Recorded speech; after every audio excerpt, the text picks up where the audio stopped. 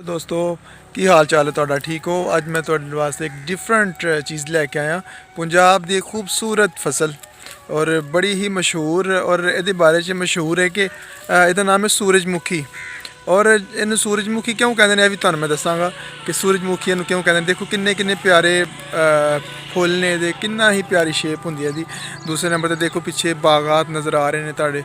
पंजाब का खूबसूरत व्यू कितना ही ज़बरदस्त और दिलचस्प जड़ा है पंजाब का जड़ा इलाका है साड़ा शकरगढ़, बिल्कुल बार्डर एरिया के करीब मैं खड़ा इस टाइम आखिरी जोड़े पिंड ने उन्होंने तो इनू सूरजमुखी क्यों कहते हैं, यह भी मैं तुम्हें दसांगा। बहुत ही खूबसूरत फसल देखो तुसी, मैं तुम्हें दिखा सका करीब करके कैमरा कि यह जड़ा सूरजमुखी है, इनू सूरजमुखी क्यों कहते हैं। ठीक है, ये देखो तुसी बिल्कुल कि यदी शेप जी है, शक्लो शबाह जी है बिल्कुल सूरजमुखी की तरह, यानी कि सूरज की तरह है बिल्कुल जिमें सूरज होंगे ना, बिल्कुल सेम सेम उस तरह की जी शेप होंगी है। ठीक है जी, तो इस वास्ते ही इनू सूरजमुखी बोला जाता और कितना ही खूबसूरत है। ये बहुत ज़्यादा फ़वायद भी ने, जिन्ना ही खूबसूरत है उस तो कुछ ज़्यादा ही ये फ़वायद ने।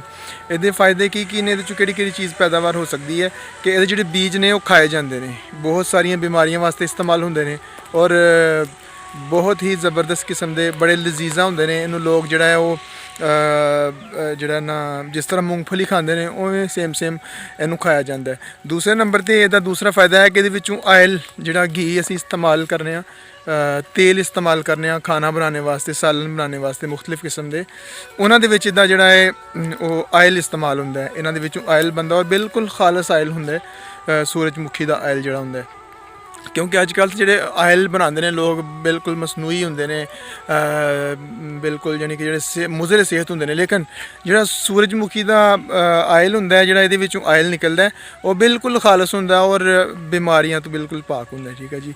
दूसरा इस पिछली साइड तो तुम वेख सकते हो मेरे पिछे कि बागात किन्ने खूबसूरत ने। अंब की फसल जी है पंजाब के खैर बहुत कम होंगी है, लेकिन फिर भी जोड़े है ने बहुत ही प्यारे खूबसूरत दरख्त लगे हुए हैं।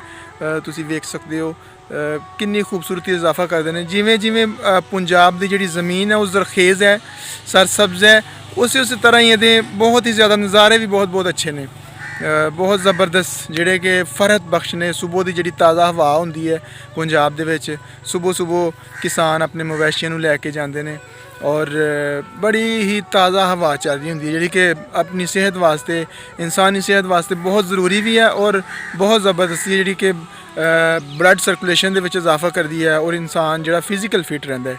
और पंजाब के जोड़े खेत ने, खेतों के जोड़ा अजकल फसल चल रही है वो गंदम की कटाई हुई है और जोड़े ज़मींदार लोग ने, जोड़े किसान लोग ने वो मूंजी की तैयारी कर रहे हैं, चावल की फसल की। और ये सी मेरा अज का विलाग, तो जरूर पसंद आया होगा। खासकर जो सूरजमुखी है तो बहुत ज़्यादा पसंद आया होगा। मैंने कमेंट्स से जरूर दसा जो तो कैसा लगा। Thank you.